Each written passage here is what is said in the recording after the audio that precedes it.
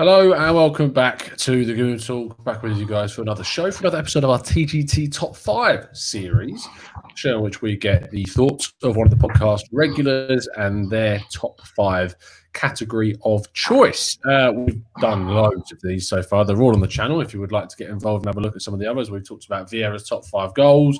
Yesterday, we didn't do one yesterday. But 2 days ago, with French, we looked at the players which we felt didn't really achieve their full potential. Great show, by the way. I saw that show. Yes. We've also looked at the pre and post best games in terms of the year 2000, which is quite good with Kenny Ken. Lots of nostalgia in that one. So there's been quite a few so far. And today, I'm really looking forward to this one, actually. Ola, how you doing, mate? It's been a bit of a while. How you doing? Yeah, I'm good, man. I'm good. Thank you for having me on. I've been so busy with work, especially with the pandemic that's going on, because I work in the care industry now. And basically, working out there with vulnerable people and providing support for them in the hours that they need them is something that's kept me from doing loads of podcasts at the moment. But yeah, it's really nice to take a break from it. I got a day off today, so yeah, here I am talking football with you, something we've not seen in a little while. Can't complain. Let's. Why did you want to do this topic out of interest? Why have you picked this one? I mean, for me, it's because I'm an African descent, and we've had a lot of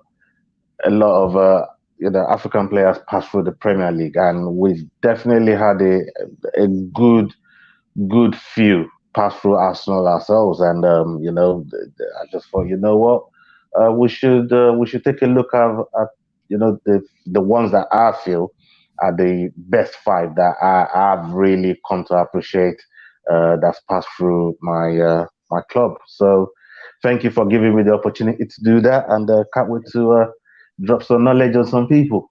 No problem. I'm looking in the chat and I can see people are getting some predictions up there, which is great to see. I can see plenty of them are pretty spot on with what you're thinking. I'm not going to reveal our list too soon, but we'll hit number 5. Now, this is your choice, your list, but I'm very surprised that this man is so far down that list, and that is Pierre-Emerick Aubameyang at number 5. Why is he 5th? Why do you feel there's 4 players better than Aubameyang? Oh man, I mean, I struggled with this. This was one that I really struggled with. But Aubameyang, when we signed him, I mean, I'm going to answer your question first. The main reason why he's number 5, he hasn't won anything with us, so right. That puts him at number 5 because he hasn't.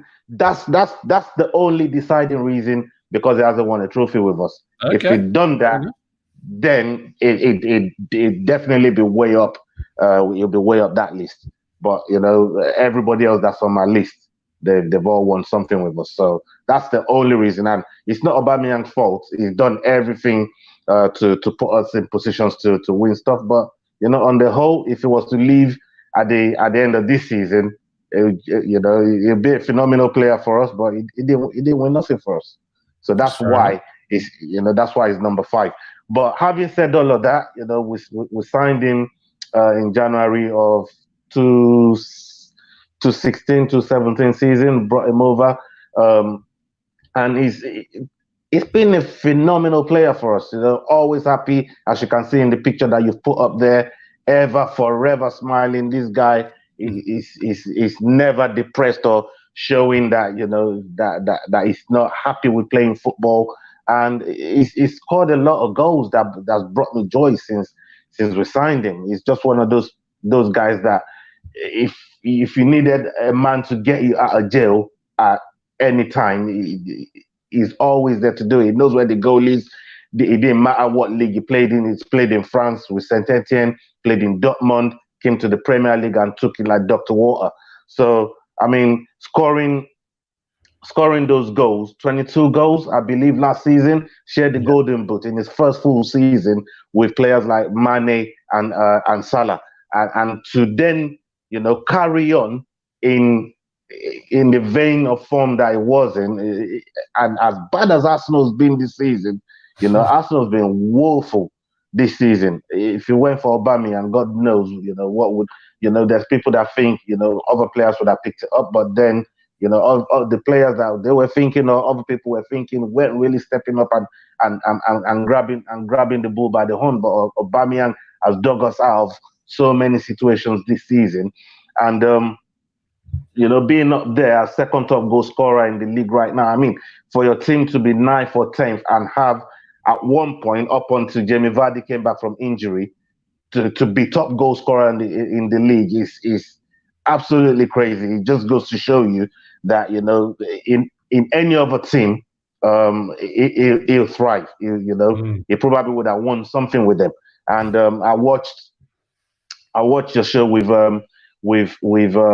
French the other day, and it was saying something similar with RVP, and the goals that RVP got for us when we ended up finishing third with another team that defended well and did well, probably would have challenged for the title and probably went and won the title, which is what he did for Manchester United. So for me, I think Pierre-Emerick Aubameyang, fantastic player, always happy to put on the shirt, gave his all. I mean, even to when, these guys had 3 managers. He's had to play under 3 managers this season, and he's kept it professional, scoring goals, still doing what he's asked to do up until the pandemic came through. He was still doing it for us, and I cannot put him in this list. And for me, one of the other reasons why he really made this list was when he put that Black Panther mask on after he scored, and he done the Wakanda sign, Wakanda forever. So yeah, Aubameyang makes number 5 for me. Yeah, I am surprised, and I'll probably commentate a little bit more on the next one, because I want to ask you at number 4 why you feel Alex Song comes in ahead of Aubameyang. That's what I want to know. Right, Alex Song. I mean, when Song left, when Fabregas left, we was all scratching our heads like, who's going to take the mantle? Who's gonna do it? Who's gonna step up and fill that creative void that Aubameyang, that says Fabregas left behind? And Wenger said to Song, "Step into my office," And since then, he became the key man to start running the midfield for us. I mean, that partnership that he had with Robin van Persie is just one of those that only a few players really had that telepathic sort of relationship with a team member that played for them. And we're talking people like Iniesta and Xavi. We're talking even Gerrard and Torres. That season when Gerrard and Torres, those 2 guys just found each other. They found each other all the time. And this is the type of relationship that Song really, really had with Van Persie. And I could remember one of those setups against Norwich. He had one of those setups against Norwich where he found Van Persie. Van Persie slotting it to the left. Then we was locked in another game. Everton, I believe, the 0-0 at Everton, and Song over the top ball found Van Persie. Van Persie slotted it to the right. Similar type of goals. So for me, Song was right up there with some of the goals that he did set up and became that creative player for us. Also won the FA Cup with us. So that pushes, in my opinion, it pushes him above Aubameyang because he's actually won a trophy with us. He set up goals for Theo Walcott against Spurs. Another big overhead over the top ball for Van Persie against Liverpool at Anfield. Where does it stop? There was one. That one at Anfield. I think we was just about to sign Thierry Henry back on loan when he set up Van Persie. I could see Henry in the crowd applauding that, thinking, you know what, I could do with some of that. And what happened in that game against Leeds? Who set him up? I'll let you answer that one. Alex Song. Yeah, maybe So I remember the goal for Eduardo against Burnley. He set that one up as well with the chip over the top. I mean, this guy was just coming with it. He just became a problem in the opposition half. People, you couldn't give him space because if you came to press him, he'd send that ball over the top. And if you didn't, he had a couple of dribbles in him as well every now and again. Although the way he left, I didn't like it, but he still won a trophy with us. And I had so much admiration for Song. I even liked this chant. One song. Everybody remember that song, So yeah, Alex Song number 4 for me. Fair enough. I did love Alex Song when he was at the club. The way he left the club, for a lot of people, I think that turns them off Alex Song quite a lot because it was Barcelona. But I think when you look at where he's gone, I think you have to say that after Barcelona, it's like Ruben Kazan and then Sion, and personality-wise, I make a lot of judgments about Alex Song because of, for instance, during this coronavirus issue, apparently he refused to take a pay cut at Sion, which then caused them to terminate his contract. So maybe his intentions are in the wrong place. But in terms of a quality footballer, he certainly was a top player. Moving to number 3, you've gone for Kolo Toure at number 3. Obviously, invincible centre-back, partnered Sol Campbell for many years, or not many years, but several years. Moved into the Emirates and then went to Manchester City, went to Liverpool, and now I believe he's with Celtic. He's with Brendan Rodgers, and he went from Celtic with Brendan Rodgers to Leicester now. So he's in his managerial or assistant managerial career and coaching career now. So why have you picked Kolo Toure at number 3? I mean, when we signed this player, he's just one of those guys that you thought, well, who's this guy? And I didn't know about him. I didn't know nothing about him. We signed him from Mimosas, something like that. Some weird team I've never heard of. We paid like 150 grand for Toure. I mean, can you believe that? 150 grand. And obviously, from signing him in 2002, he went on to make 326 appearances for us, and it was a very, very well-known member of the invisible squad of the 03-04 season. So it's just one of those that it was so strong next to Sol Campbell. Them two were absolutely immovable, at times, and it was. I mean, even he was saying at the time that, you haven't seen my brother. Like, I got a younger brother that's way better than me at football. Where I thought, no, who could be better than Kolo Toure? That's always what I thought. Like, who's better than Kolo Toure out there? I didn't believe a word he was saying, But for me, I just thought it was a standout defender, very, very disciplined. Hardly ever got red cards. I don't remember him getting sent off too many times. And he was always on his job. He wasn't injury prone. And I remember him as a player, even with Senderos, I think they kept the most clean sheets in a European competition. If I'm not mistaken, probably I think about 10 consecutive clean sheets in the in a European competition. It was fantastic for us, and it gave us 7 glorious years. I'm not sure, what fond memories do you have with Toure? I mean, the most fond memory is before he even played a game, and that's hearing the story about when he slide tackled not just Thierry Henry, not just Dennis Bergkamp, but Arsene Wenger as well. And if you haven't heard the story, go onto YouTube and YouTube Ray Parler telling the story of Kolo Toure, because it is brilliant. So in terms of off the pitch, that is definitely my favourite. He was a battering ram, wasn't he? But he was just the perfect partner for Sol Campbell. Sol Campbell being this absolute brute, commanding centre-back. And then you had Toure that was just this shorter, diminutive, more technical centre-back that had the pace to recover and do the work that Sol necessarily couldn't do by himself. So he was really solid during that 03-04 season, and I don't think that we would have been as solid at the back without him for sure. So I think he's definitely worth a place on this list. Moving on to your number 2. Yeah. Is number 2, a fellow Invincible, which should make the slot at number 1 relatively easy to guess by now.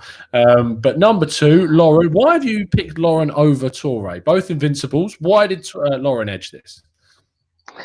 For me, Lauren coming in as a right back, first of all, he had very, very big shoes to fill. He's coming to replace Lee Dixon, and it wasn't even a right back.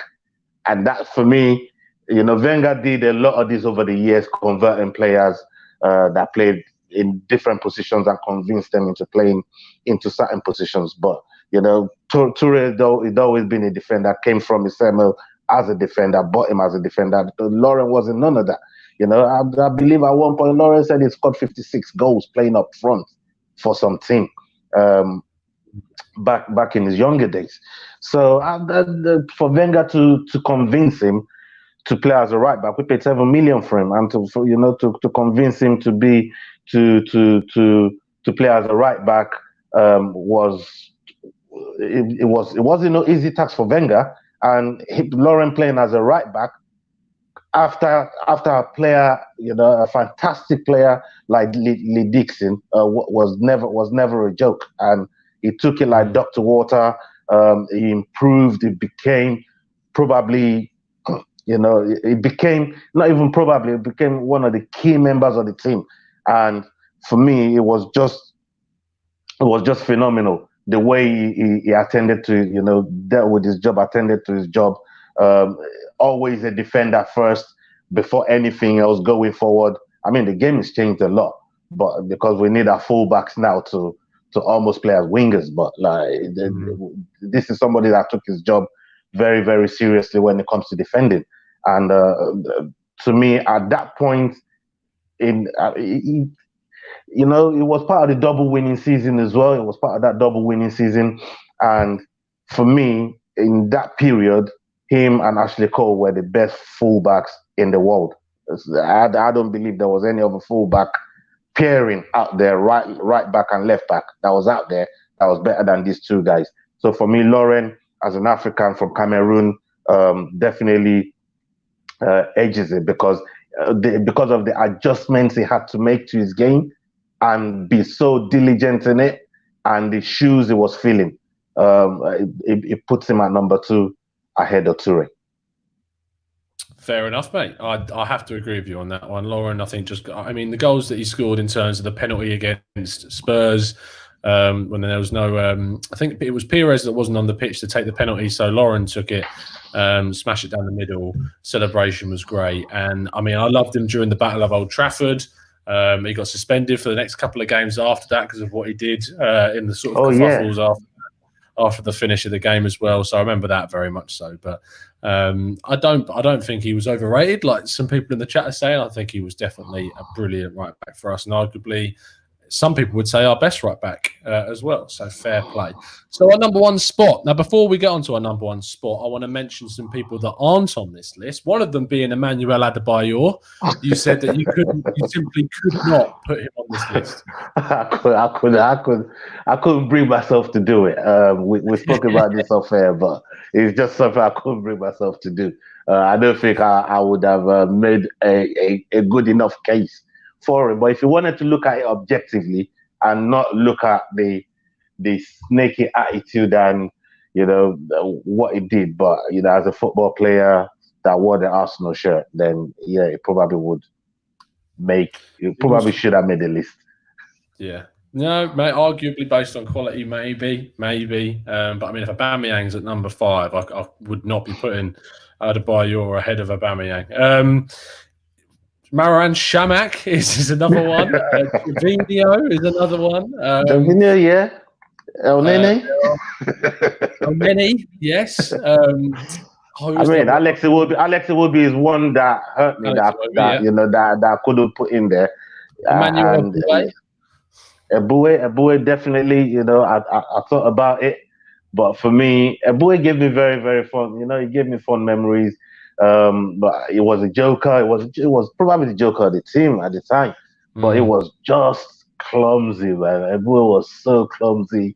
I mean, that period where I don't think it defined his Arsenal career, but it's just one that you can't forget. To get subbed on the pitch and get subbed off. I mean, yeah, that wasn't a nice that wasn't a nice feeling. And yes, it's too soon for Pepe.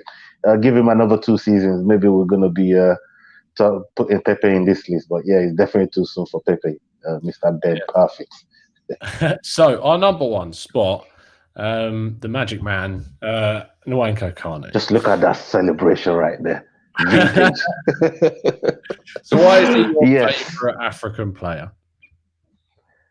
I mean, Kanu just had this way of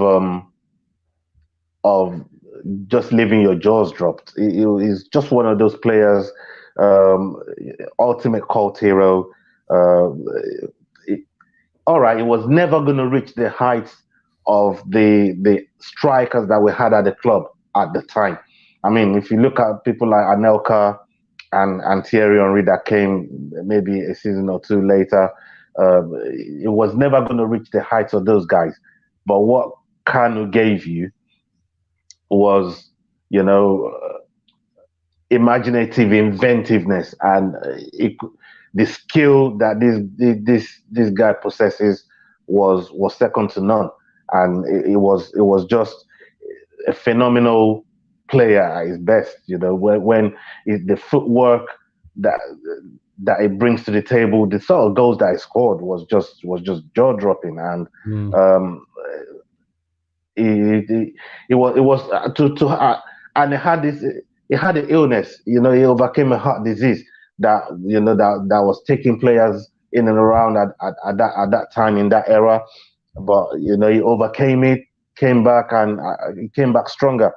And he member of the Invincible team. Again, another Invincible double.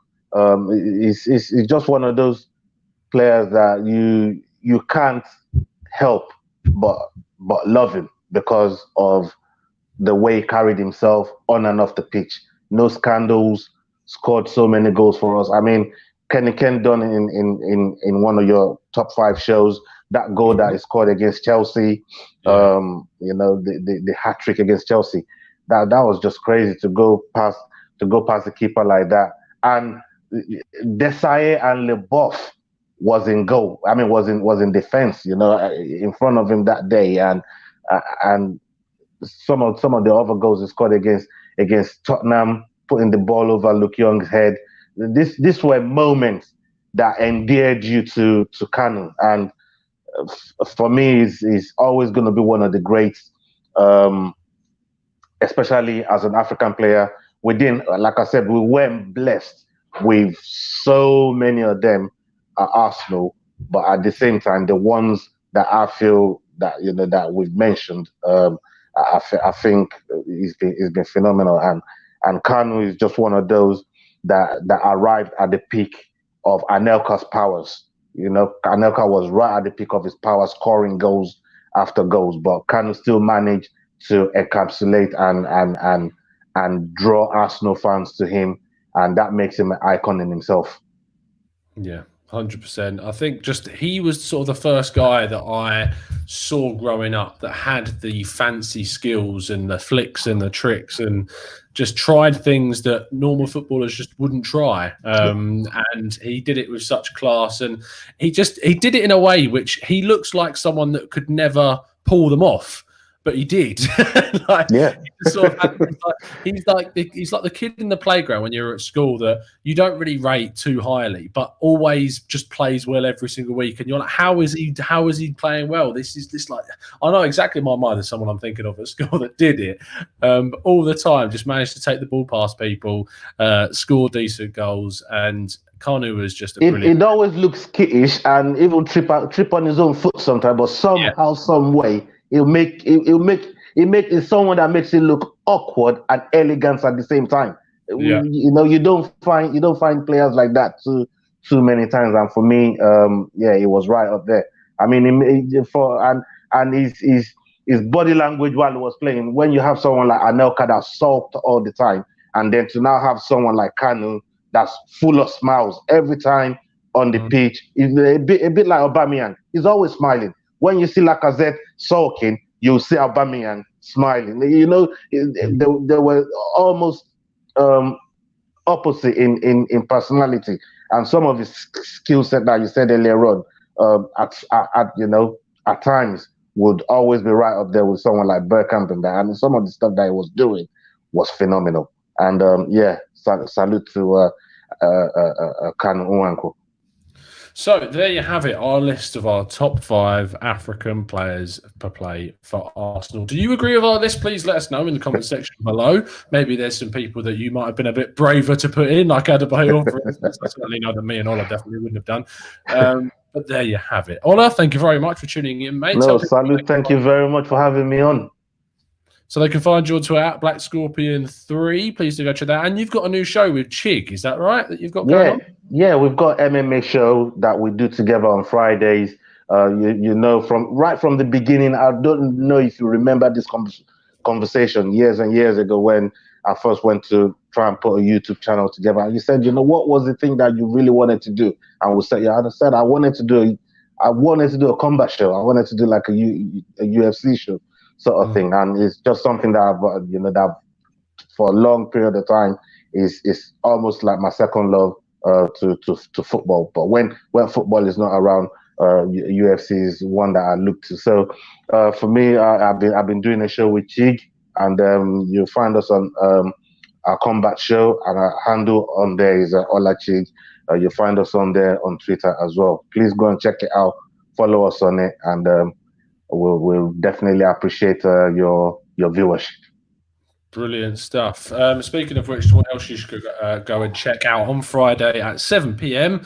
As I've been saying every single week, I'm expecting to see all of you there. We're doing a Premier League quiz to support the NHS, so please make sure you tune in for that and donate some money to go to a really, really good cause. I've just been putting together the quiz today and yesterday, actually, and there's some interesting it's not basically just going to be question and answer. There's some fun challenges in there. I've got some head-to-head stuff. We've got to try and guess are the two players who scored more goals. We've got more appearances, got more assists, etc.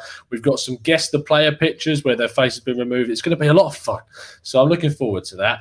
I know a lot of people I know are going to be tuning in with their families at home, competing against each other. So I'm hoping you guys are going to get involved as well. Stay safe, everyone. As Mr. J says there in the chat, make sure you're keeping yourself safe and in the right path. Absolutely. We'll see you very, very soon. Probably with much longer. The main thing for me, Ola, is my hair. Right, my hair is so long. There's no barbers out there for you, there. It's not an essential. It's not an essential. And the missus isn't anywhere near it with some clippers. No chance. So it's going to get very long, very, very long. We'll see you again very, very soon. And as always, up